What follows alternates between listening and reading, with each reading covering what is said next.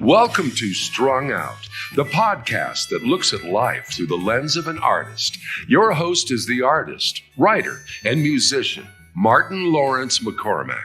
Now, here's Marty.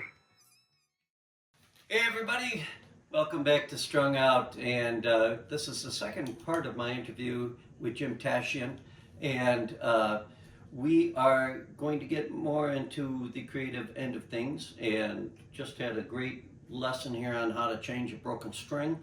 And with this guitar, you're doing a drop D tuning. Now I'm in actually drop B. A drop B tuning. Tuned in fifths. Wow. So Okay. it's B, You don't F-sharp. have too many artists doing that. No, yeah, this is kind of what I was talking about in the previous section about the Treehouse Misremember music is almost entirely in alternate tunings, and this is kind of the main one that I've kind of gravitated towards over the last several years. And So run us through the strings. so What it's B. Normally I'm in C, but because of this guitar, I don't want to put too much tension on the bridge. This is B, F sharp, C sharp, G sharp, C sharp again, and then D sharp. Wow. Yeah, so there's a second on top. That kind of gives you an ability to chord quickly. Yeah. Well, why don't you run us through a song and let's hear how that thing sounds. Sure. What song would you want to play for Let's us? see, this one I'm going to call How Can They Be Cruel? Okay.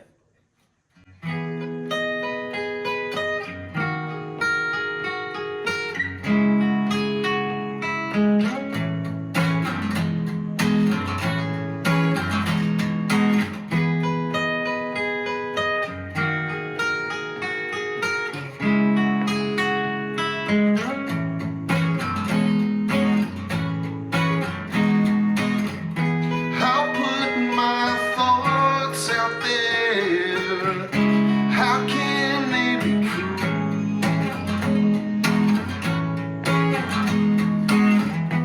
I'm feeling lost again. I'll borrow some tools. I'm getting lost up there. I should go back to school.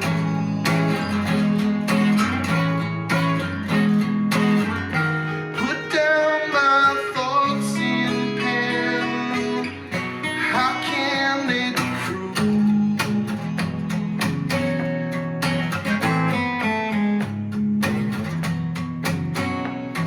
It's fun to pretend it wasn't just what was intended.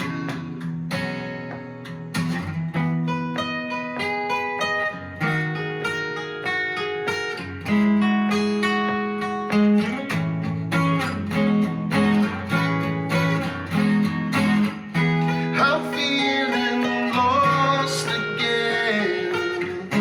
I'll borrow some tools. I'll reinvent myself, get in the cocoon. I'm feeling moss up there. I should go back to school.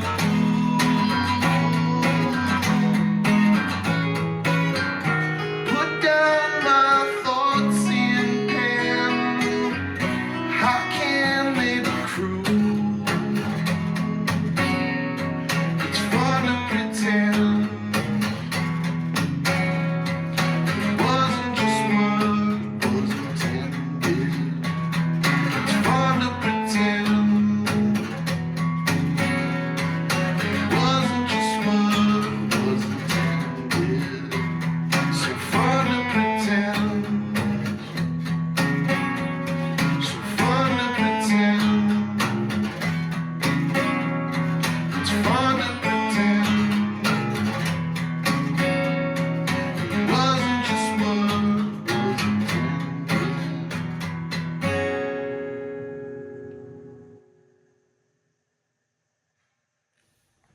Really cool. I'm hearing so many I'm like hearing a full band behind this thing. Yeah. And so, indulge us with like what would this be a misremembered kind of song? It is, yeah. So what do we hear? What do we hear with misremember? You have drums, you got the bass, you got what? Drums, bass, guitar, voice. Usually, my friend Matt Gold will play with us anytime he's available. And sometimes Leslie will play, like, strum some guitar, just like some open tuning stuff to like support the guitar stuff. But yeah, it's mostly a quartet with, when we're lucky enough to have Matt Gold, he plays with us too. Okay. When you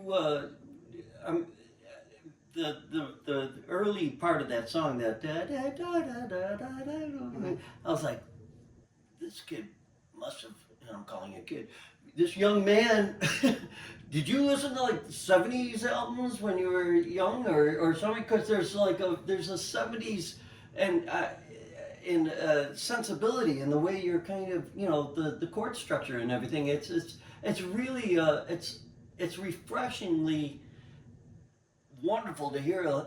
I would say it's like a throwback kind of feeling where I'm like, oh, this is serious musicianship with good lyrics.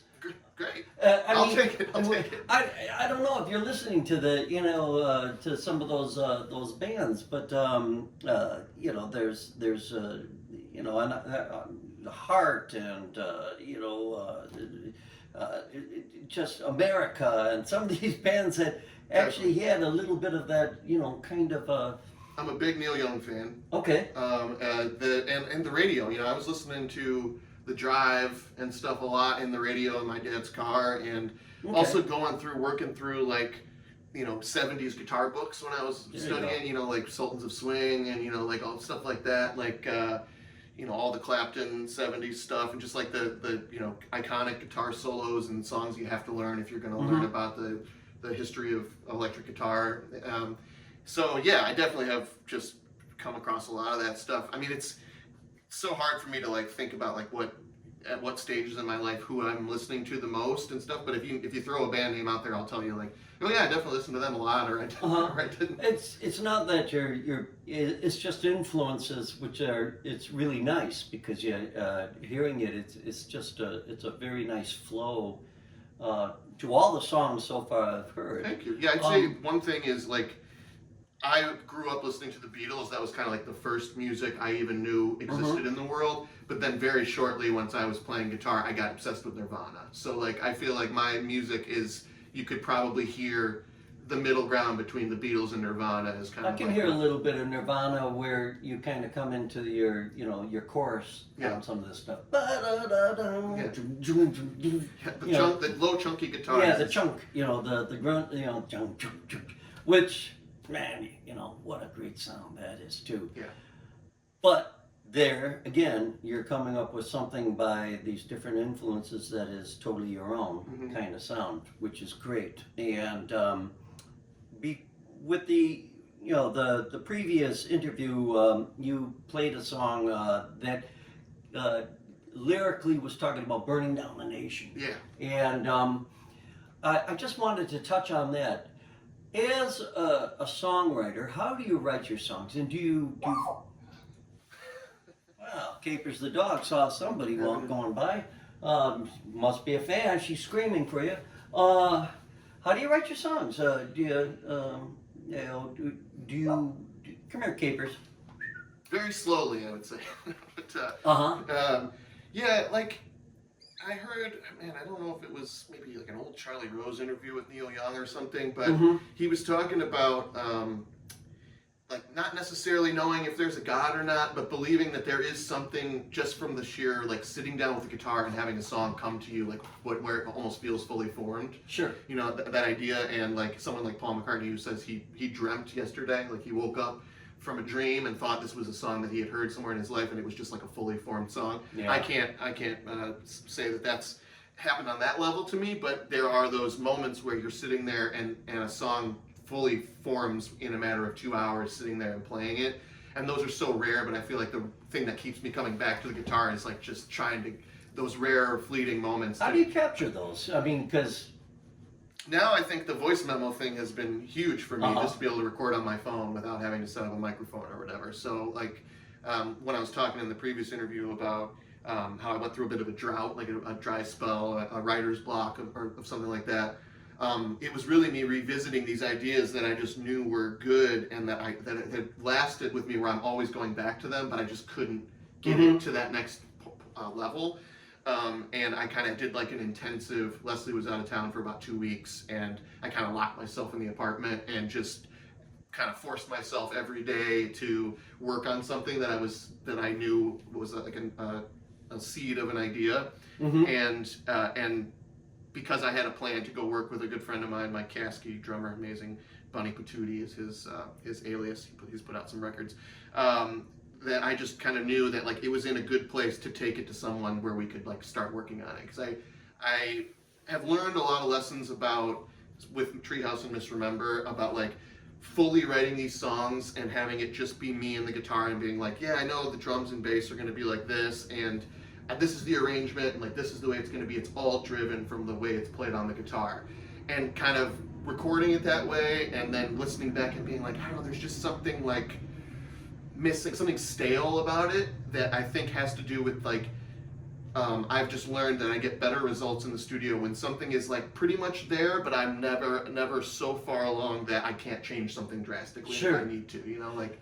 And the studio is kind of a difficult in the sense that it'll never amount to what a live show is like. Exactly, yeah. You know, the energy, the you know, just everything. You should almost take a just completely different approach because it's going to live in a completely separate space. Yeah, and even a live recording of a show will never amount to, you know, but that being said, yeah, when you do a studio approach, I mean, is that the way you look at it? You say, okay, this song is in this unique realm and it'll be built that way. It's like once you start like laying down stuff on tape, you listening back to how it's coming off the tape and stuff like helps inspire me to make it better. So like having it already the fully formed idea in my head and then just trying to execute that has almost always left me a little bit like missing something. And I think it's like that I learned, especially with the first Storm Jameson record, that like these tunes were all kind of like mostly here's the idea, here's what it is, but like there was plenty of room to flesh them out in many different ways. And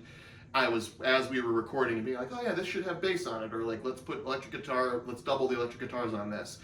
That helped really like the song come alive for me and actually like inspired me lyrically and like really helped me like, oh, I'm gonna change that line and like that, and this should come back here, and like just stuff like that like just becomes a clearer perspective. It's like almost like looking at dailies if you're like filming a movie or something. It's like very interesting that, you know, that you will even go back to the lyrics while you're working on an album and you say, oh, sonically these lyrics have to change. Yeah, I just did not being afraid to change it. I think you get good. The magic happens while you're recording it and other people are weighing in on decisions that are being made. And so I think that like leaving room for those decisions to be made is where I have found the best results for me personally come from. Are you 100% then like, you know, voice recorder for getting your lyrics down, or are you a notepad kind of person, or Little of both. Little of both. Chicken scratch and voice memos. A lot of times they'll start off with me just singing the melody, like kind of mouthing words that I'm hearing, and like sometimes those will form into sentences and stanzas of lyrics, but it usually starts there, and then I write the lyrics after the fact. And you have written, just from what I've heard with these songs today, you've written a song about your mom, one song that kind of has maybe some political, you know, overtones to it, and you know, some other songs that are just kind of deeply philosophical. You know, what is the responsibility, is there a responsibility of a songwriter to write in a certain fashion or not? I mean, it's kind of a softball question, but I'm going to throw it at you. No, please. Yeah, I think, I don't know, you know, I do definitely hear, you know, some of the great songwriters in history have a very literal like approach, or like it's very there's no bones about what they're saying in that song. And I've always, especially earlier in my songwriting, I was really into the idea of being very specific in very vague way. Like Uh-huh. I'm using language that is not decipherable, but to me it means something very specific, and thus when someone listens to the song, they could interpret it in a very different way than what I intended, based on just like how they're hearing those lyrics and what that means to them. And it's like I take a lot of inspiration from film. Like I'm really into movies ever since we were little kids. Like we watched the VHSs just all the time. So like we're a big movie family, and I'm like a big fan of like Quentin Tarantino for instance. Sure. And there are just interviews with guys like that talk about, like, I really love the idea of 4 people going to see a movie together and leaving all seeing a different film. Each person they have that discussion at the coffee shop afterwards. It's like, man, what do you think this thing meant? It's like, oh really, you thought it meant that? Like I was thinking this. I just find that fascinating, and if you can get to a poetic space where it really is coming from you, like from a true moment or a true feeling, but you're doing it in such a kind of cloaked way that it could be interpreted totally different by what someone else is going through in their daily routine or whatever, and they're like, oh man. There is, do you see that as there's a certain kind of, I'm trying to find the right word. I want to say responsibility, but that's not the right word. But by doing it in such a way where you give ownership to everyone. Yeah. Is really kind of it. Yeah, right? I think it's because the imagination is so powerful. Everyone's individual imagination is so powerful that leaving space for someone to really like imagine their own meaning behind something is I think endears it to them. Now, a guy like Neil Young, especially in later years, he's overtly political. Yes. And do you think that's a good thing or a bad thing? I think if you can say it the way Neil Young can say it, you can say whatever the heck you want, in my opinion. This record I'm working on right now is largely about trying to write an album with writer's block. Like basically, it's like it's kind of like meta, I guess they would say. It's like throughout a lot of the subject matter of the songs is about like how to say something meaningful or how to write a song. And I think that because of that, I chose to get way more specific on this record. Like I had never really written a song that I would say like, this is written for my mom, and the title of the song is her name. And like there's another song that I wrote that's very much about Leslie and our relationship. And I just like always steered away from like a classic love song or a classic like ballad ode to someone sort of thing. And I just thought, like, why don't I try my hand at like actually writing something very specific that you can't deny what it's about. Can we hear that song, or can I put you on the spot for the song for Leslie? Or sure, I got to retune. Okay, well, retune it. Well, we can talk. How about we do another one? I'll do, and my last one I do. Okay, I'll do that. Sounds good.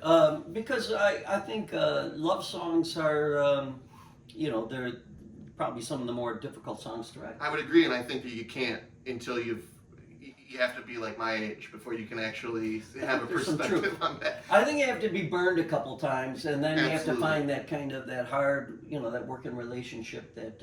It takes a lot of pain to really understand unconditional love, I think. While you're thinking of the next tune to write, do you buy into that notion of the suffering artist?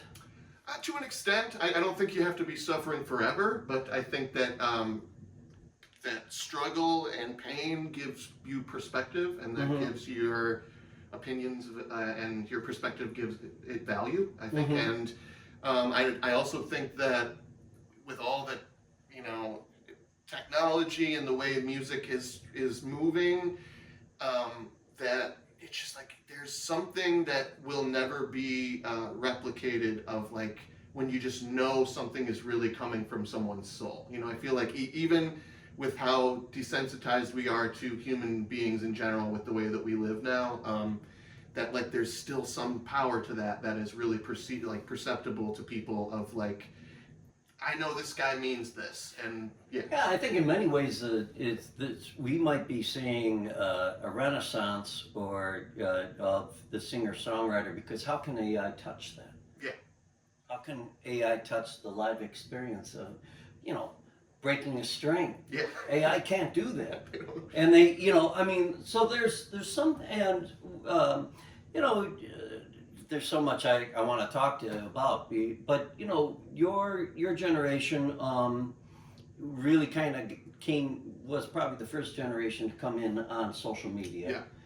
And do you feel that maybe there's that needs to be curtailed, or do you think that is there a threat, do you see, to live music? Do you see that there's any, or do you feel like that just is something that's enabled it to get that much more out there?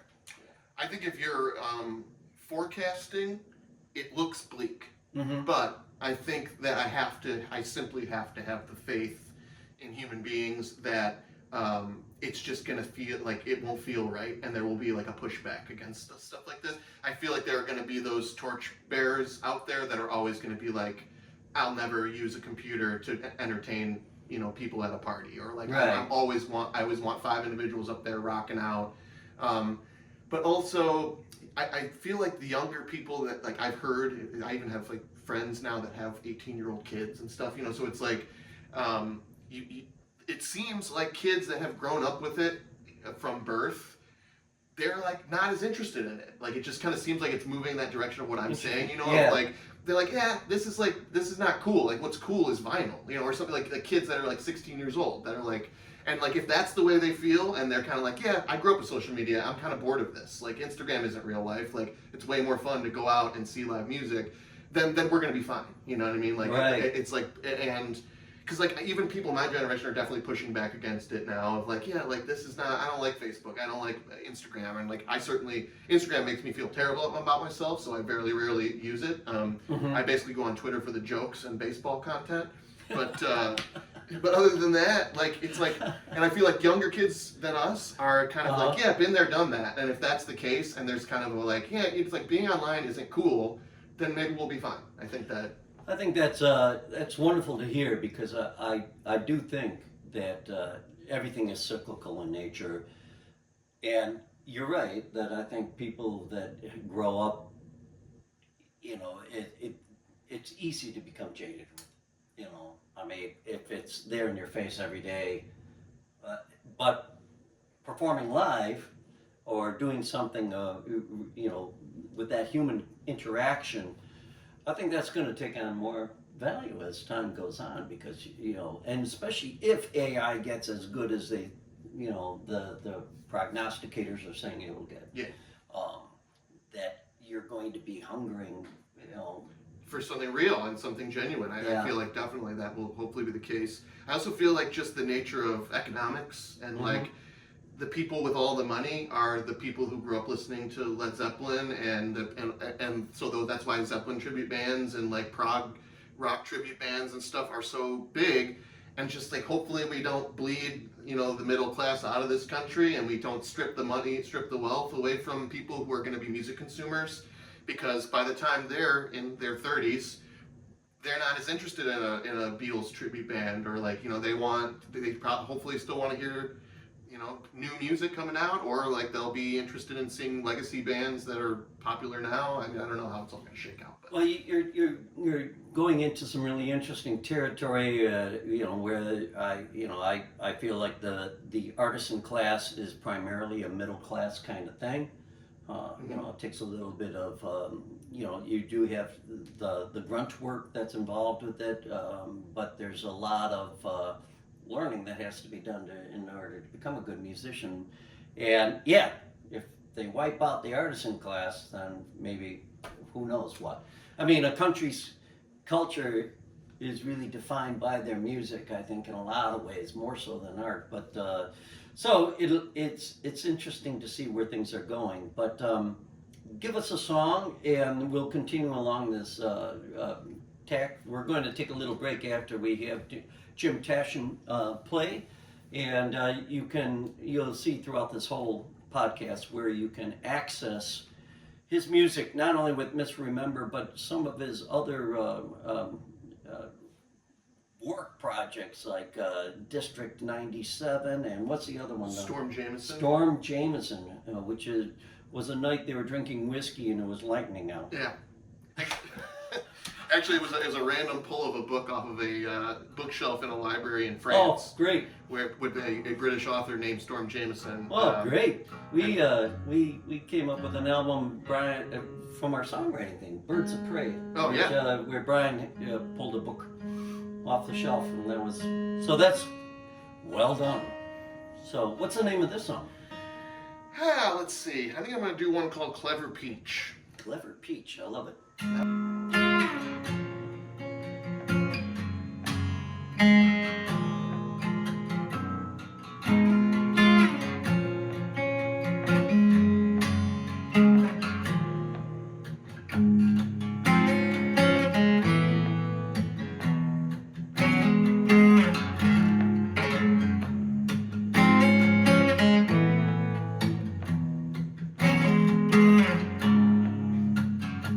Structure hear the sound, but you don't land around it. You can dig in the frozen ground, but it's harder to reach. Better late than now, which people come around again. Don't wanna feel more rounds, but you're a clever peach. At your best, I couldn't tell. You were looking so, you were looking so, you were looking so. And I had to guess. I said it was less, I said it was less, I settled for less. And I couldn't tell. And it swelled, and it swelled.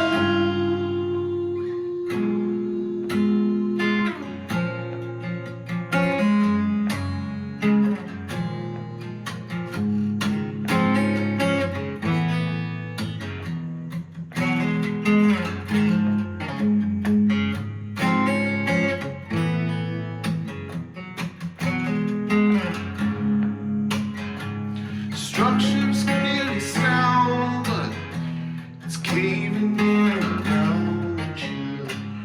Digging the arid ground, but it's already bleached. Better late than now. May you always be free of doubt. I could go on until you're brown, but you're a clever peach. At your best, I couldn't tell. You were looking so, you were looking so, you were looking so. And I had to guess. I settled for less, I settled for less, I said it was less. And I couldn't tell. And it swelled, and it swelled.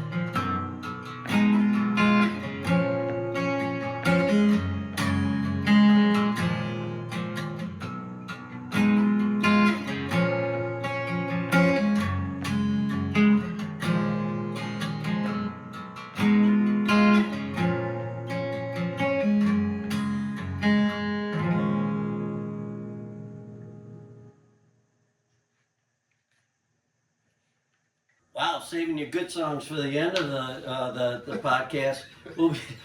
What a great song. We're going to be right back with Jim after this break. You are on Strung Out. Hey, want to show your support of Martin's artist endeavors? Buy Me a Coffee is an online site that makes supporting Marty easy. In just a few taps, you can make a payment of any amount and no account is needed. You can also decide to become an ongoing supporter. Go to martinmccormack.com and click on the words Support Martin. Let's help Martin keep it all caffeinated.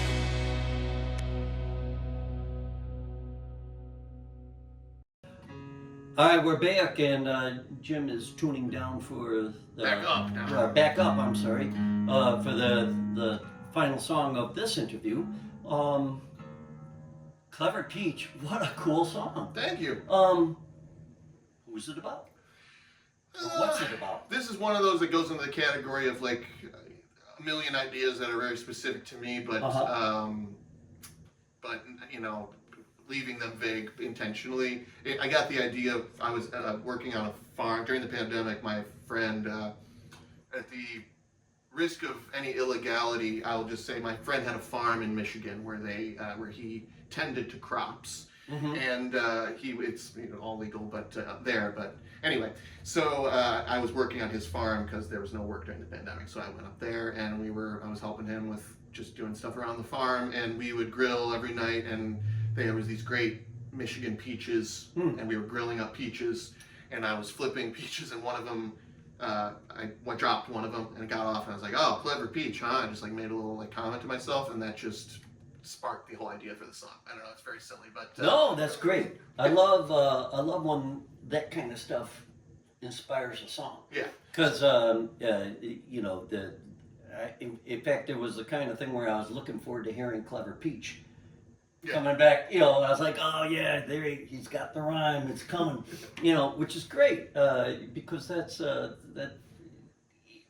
it's like we were saying earlier, if you write in that kind of fashion, anybody can own that. You know, a Clever Peach for you, which was physically a peach rolling off a grill.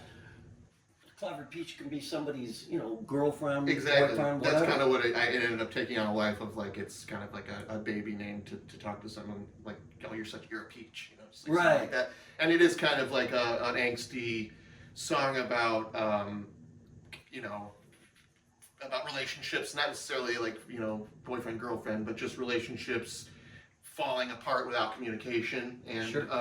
Easy to do. Yeah, which exactly, and that's kind of, you learn as you get older. You learn that's just kind of more common than not, unfortunately. But and then just talking about like what's worth building on, and like perhaps, you know, that's where the line about the arid ground, or it's caving in around, like where is if the structure is strong, like you should be able to build regardless of what's happening around you. On the last interview, we touched a little bit, you know, talking about success and like kind of creating a model for making it musically. Do you have any kind of advice that you can give people watching this or listening to it, that as far as songwriting, you know, do you have any tips of the trade that if somebody was to come up to you and say, hey, you know, I have writer's block 24/7. How do I get inspired, Jim? I think, for me personally, recording the stuff on your phone and listening back to it while like improvising a melody, like if you start to hear something, just do it and start in words. Like if you're sounding out sounds, like they'll form into words, and that'll give you ideas. That's kind of the way I've always worked. It seems like it's very elusive because you never know when it'll be there or when it won't, but I think if you get inspired by one idea, write it down, and if you have some sort of little, you know, even if you're like, I don't know if that's a song, but like 2 words together or something, that like kind of association can help you. But just like, you got the phone with you all the time, and sometimes, I mean, I'm not the first person to say this, but sometimes I'll go back and listen to voice memos of songs that I've recorded that ended up on an album and be like, I like the voice memo better than the original like what was actually professionally recorded. There's something just about that, like when it's happening in the moment and it's fresh, and like the compression algo they're using or something on the voice memo, it sounds awesome. And have you ever taken that and just dropped it into a song? Not with playing, but I have taken plenty of like field recording style things like Bird Song and stuff that I'm using actually currently on this record that I'm working on. Yeah, I love it. Found sounds. Yeah. Your found sounds. Yeah, it's a great idea for again, kind of infusing that studio project with a bit of realism, Yeah. for lack of a better word. But that's the danger, I think, of going into the studio. Is there's so many doodads and toys you can play with. At least for me, the danger is you forget, where the song is supposed to be. Yeah. You know, um, with your songwriting, the voice memos, and recording, working with the songs and stuff like that. How do you feel, looking forward? Where do you want things to go now? Are we going to be seeing this Misremember band be the main vehicle for your art? Or is there some other thing that's going to be coming from Jim TASHJIAN that we should be aware of right now? Sure. This new album I'm working on hopefully will be out by either the end of, actually I'm not going to put a timeline on it, but certainly by next year. The Storm Jameson one. No, that one's already out. That came out in February. All right. I'm working on an album of my songs. It's the first thing I've worked on of original music in probably 4 or 5 years. Oh, great. Because I have, I usually write one song per District 97 album, so I have at least one song on each one of those albums. And the first Storm Jameson record was kind of half my songs, half Matt's songs, and the other half was folk songs, like reimagined, like old Irish ballads and stuff like that. Cool. I'm curious to hear that. Yeah, please check it out. I'm really proud of that record. And then, like I said, this year we put out the one that is all. There's like 2 covers. There's like a Billy Joel and a Neil Young song on there, but all the other songs are like old traditional songs. Mm-hmm. And the idea for that was we were going to do a double album where we did one all traditional covers album, then one all originals album, and that the bones of that recording exist. We recorded bass, drums, guitar on all of it. We just have to finish that, so that'll happen. But right now I'm working on an album with Mike Caskey that is all my songs, and it's going really well because I'm writing with no ambition, and so I feel like I have a lot of freedom of just working on it. Is kind of what the project is. The goal. It's just like working on music and having fun doing it. What studio do you like to record at? I've recorded a lot at Shirk Studios, and some of the Treehouse album was recorded at IV Lab before that closed, and some of the District 97 albums were recorded at IV Lab, and then we did the last one at Rax Tracks. Okay. But yeah, to answer the first part of your question, my goal is to get out there and do more of this, like to get out and play. So like get into it because it's so easy. It's like if somebody wants me, anyone out there, if you want me to open or jump on your songwriter circle or something, I'd love to do that. Just something that's easy. You can show up with a guitar and sing 2 or 3 songs or whatever. And well, I should do more of that. And I hope you do, because you're definitely a formidable force. You know your way around a guitar. I love the fact you're using these open tunings and and the one thing I liked about Clever Peach was you really kind of challenged your voice on that one too. So and you got a good baritone, almost like a low tenor kind of. So the high tonality is really it was pleasantly surprising to hear that. It was really nice and rich. So get out there and do it, man. And well, I want to thank you for being on this podcast. We'll have to have you back because you're going to have to give us a progress report. Sure. We're going to have to hear how things are going with you and Leslie Buchelman, who's also another great singer-songwriter. And these guys are an item, so that's we might be seeing more coming from them as a dynamic duo. But speaking of her, give us this amazing love song that you wrote for your... I didn't say it was amazing. I just said it's different than what I normally do. You know, I always like to ask an artist, do you find it hard to write a happy song? Yeah, I think I do, and that was kind of part of the challenge of this, of just peppering in a couple of songs like this that are really, because I feel I obviously feel passionate about the subject matter that I'm writing most of my songs about, but something that's that you can decipher.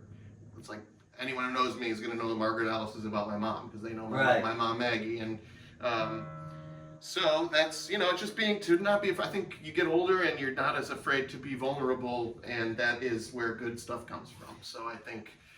And I really, you know, the more you've been with someone long term and you really understand what love means and how special it is, it's not to sound too sappy, but I think you can contextualize it better. Well, I think our listeners and viewers have really gotten a lot out of these two interviews. At least I hope you do, because you brought up a lot of stuff that it just resonates with me, and I really enjoy the fact that you're a person that's you're discovering new stuff every day, and it's great to see a singer-songwriter like you just opening up and letting it go at the same time. So, but play us out. What's the name of this song? This one's called Time Will Test. Time Will Test. All right.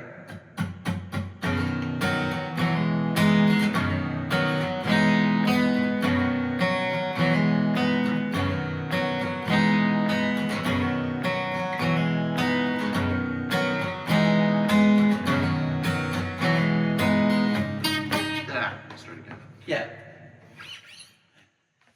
Go ahead. 2, 3, and.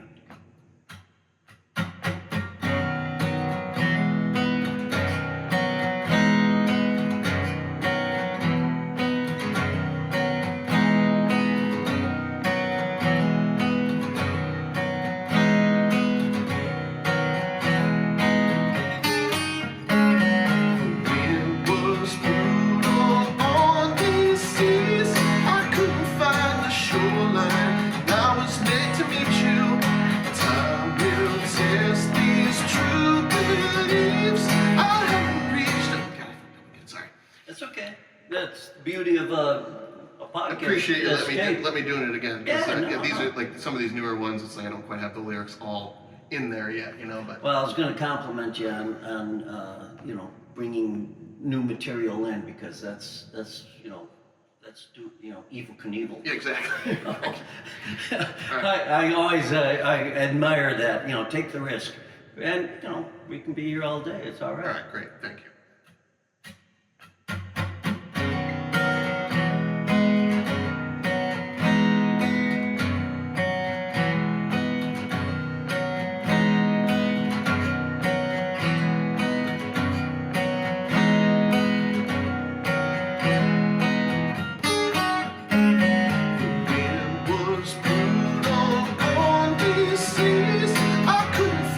Shoreline, I was made to meet you.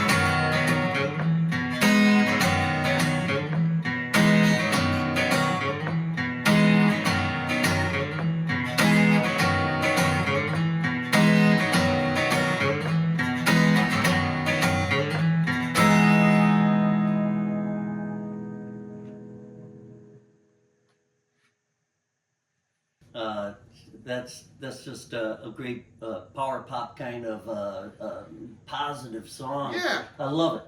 And Different than the other ones. yeah, well, kudos to we were talking before Jim went into that, last song, just talking about the fact that this is all relatively new material, and it's always good to test new material. Just get out on the tightrope, and if you fall off, it's okay. There's always a safety net down below, and that's usually just an appreciative audience that's kind of actually there to support you. And I hope that you continue along. I'm going to keep an eye out for your name, and I encourage you folks to do so as well. But that's it for now, and we'll see you on another edition of Strung Out. Bye-bye. See you later. Adios. Thank you for listening. For more information about this show or a transcript, visit martinmccormack.com. While there, sign up for our newsletter. See you next time on Strung Out.